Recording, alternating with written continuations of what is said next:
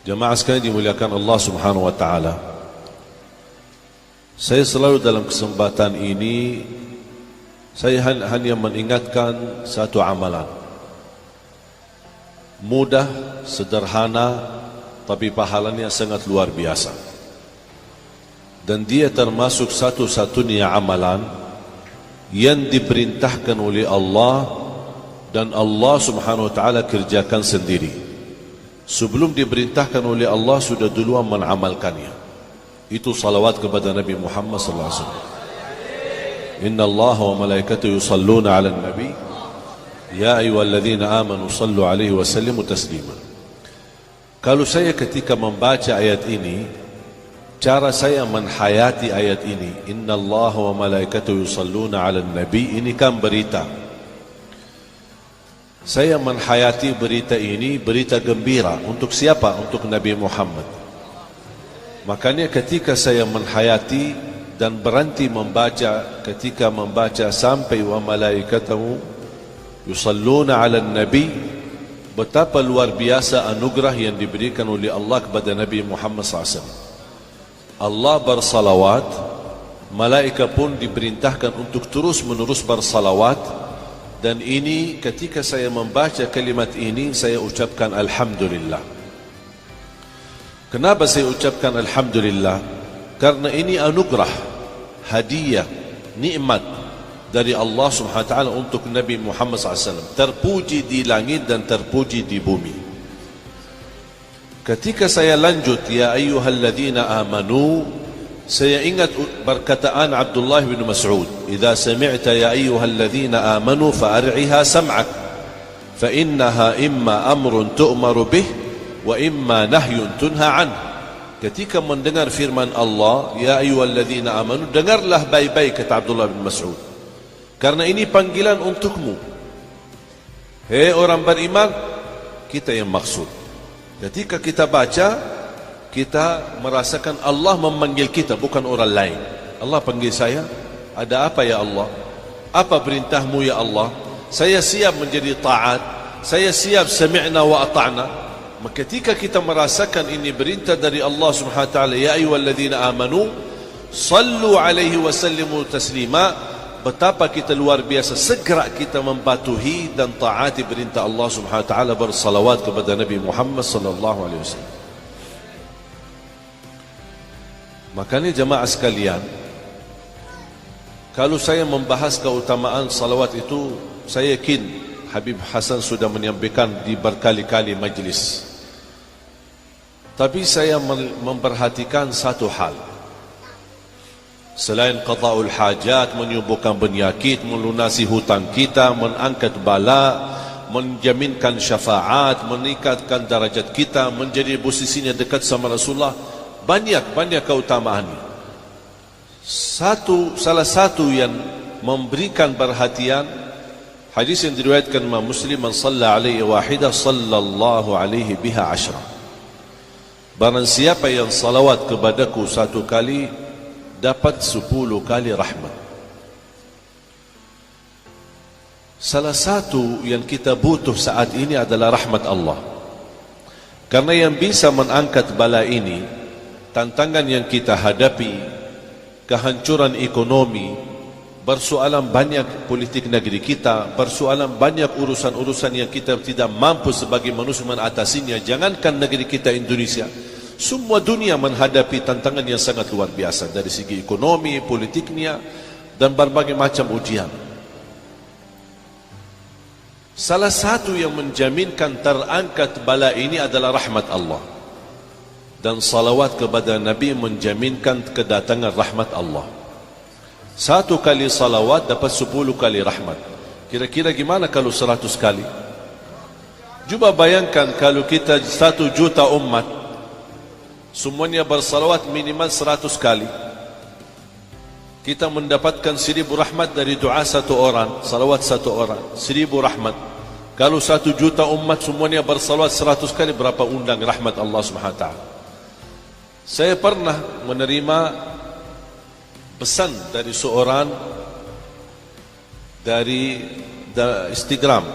Saya berusaha selalu meluangkan waktu untuk membalas di Instagram ada satu jamaah dia berkata, saya sering mendengar tausiah khususnya di malam Jumat dianjurkan untuk berbanyak salawat kepada Nabi Muhammad.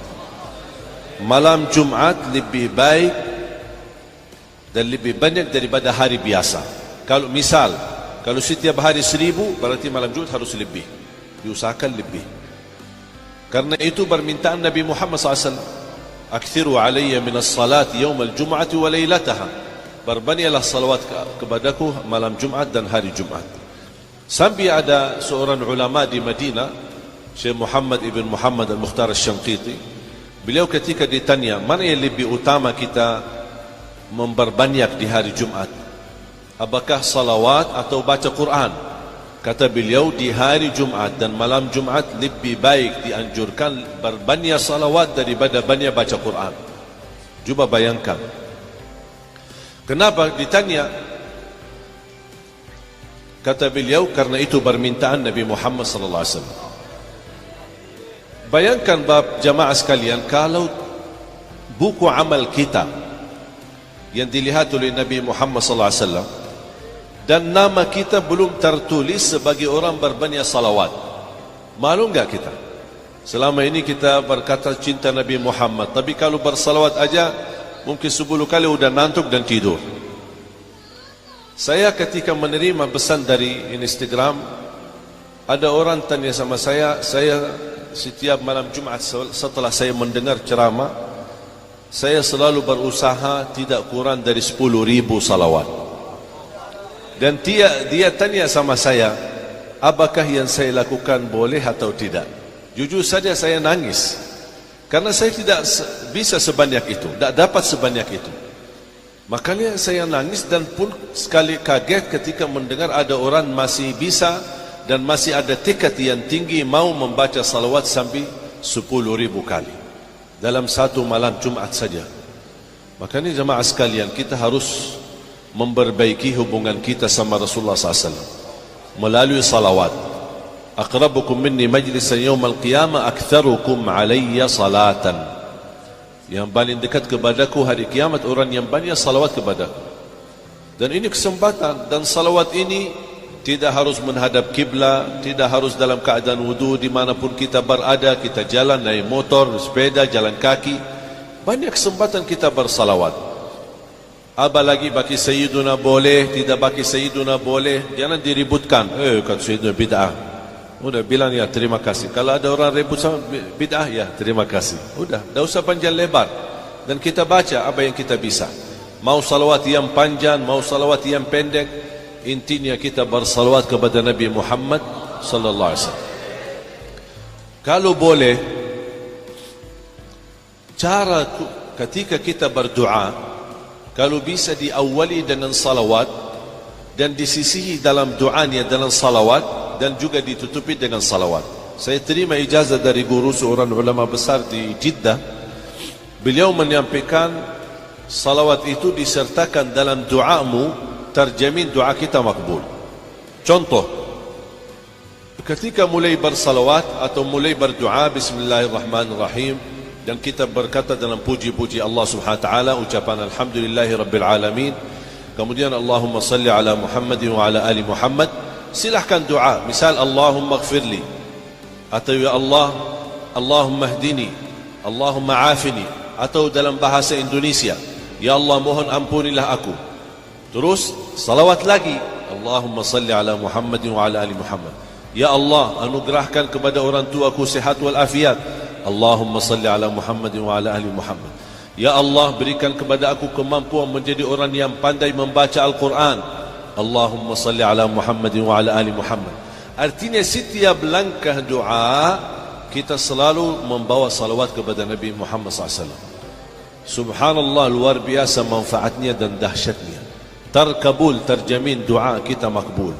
Kalau diawali dengan salawat dan ditutupi dengan salawat, sudah terjamin mendapatkan terkabul. Apalagi kalau setiap langkah doa kita bersalawat kepada Nabi Muhammad SAW.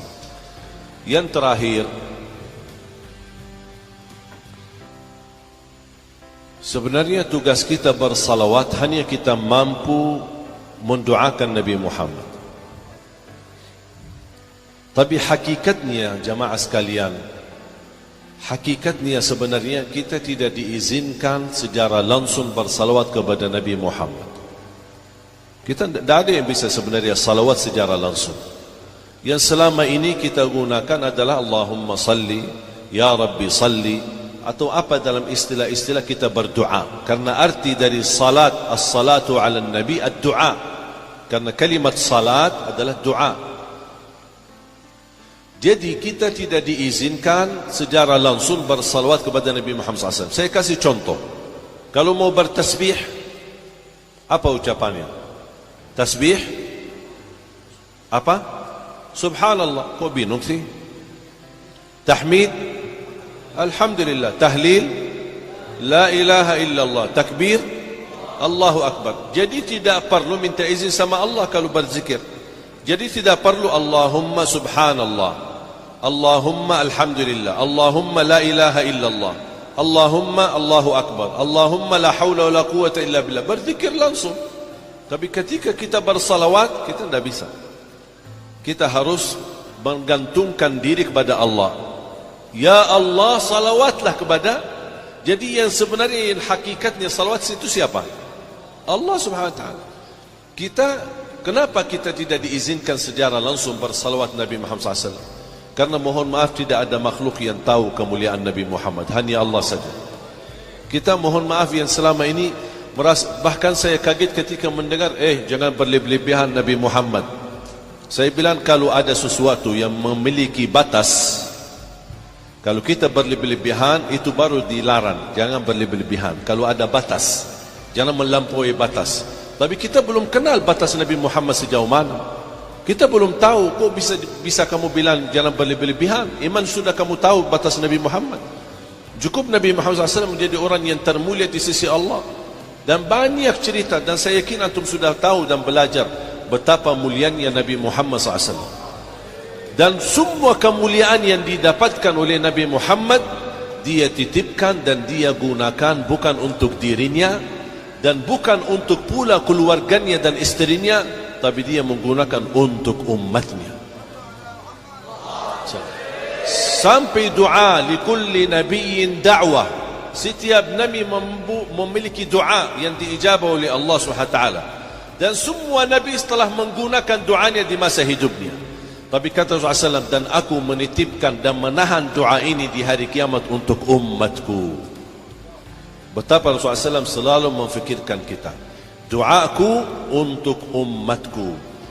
Betapa kita nanti di hari kiamat, jangankan kita umat Nabi Muhammad, seluruh umat, muhatta Hindu, muhatta Buddha, muhatta siapa, dari zaman Nabi Adam, semua dari kaum Nuh, dari semuanya, sampai Nabi melepaskan dirinya tidak bisa memberikan keselamatan, sampai semua satu arah kepada Nabi Muhammad sallallahu alaihi wasallam untuk meminta keselamatan dan segera dihisab oleh Allah Subhanahu wa taala. Hanya Nabi Muhammad sallallahu alaihi wasallam. Oleh fantas disebutkan dalam burda, mali man aludhu bihi inda huduthi al-hadith al-amami siwaka. Tidak ada selain Nabi sallallahu alaihi wasallam.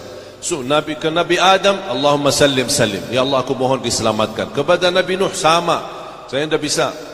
Salim salim. Semua nabi-nabi jawabannya sama. Sampai ke Nabi Isa, Allahumma sallim sallim, ya Allah selamatkan, selamatkan, saya tidak bisa bantu kalian. Sampai Nabi Isa baru berkata, di sana ada orang namanya Muhammad, dialah yang membawa keselamatan. Makanya kita butuh di saat itu, sangat membutuhkan pertolongan Nabi Muhammad, syafaat Nabi Muhammad. Itu yang disebutkan oleh ulama as-syafa'atul kubra atau syafa'atul uzma. Ketika semua manusia tanpa kecuali datang kepada Nabi SAW, dan Nabi Muhammad menjawab, ana laha, ana laha, ana laha. Dan Rasulullah SAW sujud, dan kata Rasulullah SAW, di saat itu aku sujud di hadapan Allah, dan Allah gerakkan lidahku memuji Allah dengan kata-kata pujian yang tidak pernah makhluk pun sebelumnya menyebutkan pujian itu. Tidak pernah ada Nabi pun menyebutkan, tidak ada malaikat, tidak ada makhluk yang mampu menyebutkan pujian yang begitu indah dan sempurna, hanya Nabi Muhammad SAW. Itu yang disebutkan Al-Maqamul Mahmud, memiliki pendudukan yang sangat terpuji. Sampai pujian yang keluar dari mulut Nabi SAW tidak pernah kata itu diucapkan sebelum hari itu, dan tidak pernah diucapkan oleh makhluk manapun. Subhanallah. Sampai Allah SWT membiarkan beberapa lama baru, ya Muhammad irfa' ra'sak, angkatlah kepala, wasal tu'ta, wasfa' tushaffa. Apa permintaanmu aku berikan, apa syafaatmu aku ijabah dan aku kabulkan. Itulah Nabi Muhammad SAW. Berarti jamaah sekalian, kita semestinya ketika kita disuruh membela Nabi Muhammad, bukan sebatas kita demo dan keluar di tengah jalan, tapi kata bela Nabi Muhammad, bagaimana posisi Nabi Muhammad di hati kita, bagaimana posisi Nabi Muhammad dalam sehari-hari kita. Jadi Nabi Muhammad di hati kita. Nabi Muhammad dikatakan sudah wafat 1400, tapi bagi saya Nabi Muhammad ada di hati. Setiap waktu dan setiap saat, setiap saya berlangkah berbuat amal salih, saya ingin meniru Nabi Muhammad, berpakaian seperti Nabi Muhammad, masukin tangan yang kanan sebelum yang kiri, saya ingin meniru Nabi Muhammad. Masuk masjid, saya menggerakkan kaki yang kanan baru yang kiri, saya ingin meniru Nabi Muhammad. Saya ketika mandi siram air ke sebelah kanan baru sebelah kiri, baru ke seluruh badan, karena ingin meniru Nabi Muhammad. Itulah yang kita perlu hidupkan. Itu makna daripada membela Nabi Muhammad, menjaga nama baik Nabi Muhammad. Kita umatnya, kita umatnya. Apakah kita mau kira-kira nanti digeserkan dan tidak diizinkan bertemu Nabi Muhammad? Kira-kira mau? Habis hisab, Nabi Muhammad akan menunggu kita di depan pintu surga, dan semua umatnya akan berjalan di atas sirat sampai bertemu Nabi Muhammad SAW. Kenapa Nabi Muhammad SAW menunggu? Karena Nabi Muhammad ingin menyambut kita, Nabi Muhammad ingin membawa kita. Nabi Muhammad tidak masuk dan tinggalkan kita. Nabi Muhammad tunggu dan kita bersama-sama masuk surga sama Nabi Muhammad SAW. Dan sebelum kita dibawa masuk ke surga, Allah Subhanahu wa taala disuruh minum. Dari tangan siapa? Dari tangan Nabi Muhammad sallallahu alaihi wasallam. Siapa? Dari Ma'ul Kautsar, Haudul Kautsar. Barang siapa yang sekali minum dari tangan Nabi Muhammad sallallahu alaihi wasallam, tidak akan haus selama-lamanya. Berapa kali sih minum aqua? Haus. Berapa kali minum air? Haus. Mau minum jus, mau minum teh, mau apa, mau baki gula, mau tawar, mau apa, semua bakal haus. Hanya tangan Nabi Muhammad SAW. Satu kali minum, selama-lamanya tidak haus. Bukan satu hari, 2 hari, selama-lamanya. Kita tidak tahu berapa, tidak ada habisnya. Di akhirat tidak ada habisnya, tidak ada 1000 tahun, 2000 tahun, tidak ada. Selama-lamanya tidak perlu haus dan tidak perlu minum lagi, karena tidak ada haus. Makanya kita harus bersyukur dan harus kita bangga. Kenapa? Karena kita terpilih menjadi umat Nabi Muhammad. Kita bukan umat Nabi Musa, bukan umat Nabi Isa, bukan umat Nabi-Nabi yang lain. Jangankan kita bangga dan bersyukur, Nabi Isa pun ingin menjadi umat Nabi Muhammad sallallahu alaihi wasallam. Karena dia melihat umatnya yang paling akhir, tapi umatnya yang paling pertama yang bakal masuk surga Allah Subhanahu wa taala. Ini semuanya berkat Nabi Muhammad SAW. Makanya jemaah sekalian, mohon majlis semacam ini, Nurul Mustafa, mohon dijaga. Ini menurut saya bekal akhirat, menjadi saksi baik bagi cinta kita kepada Nabi Muhammad SAW.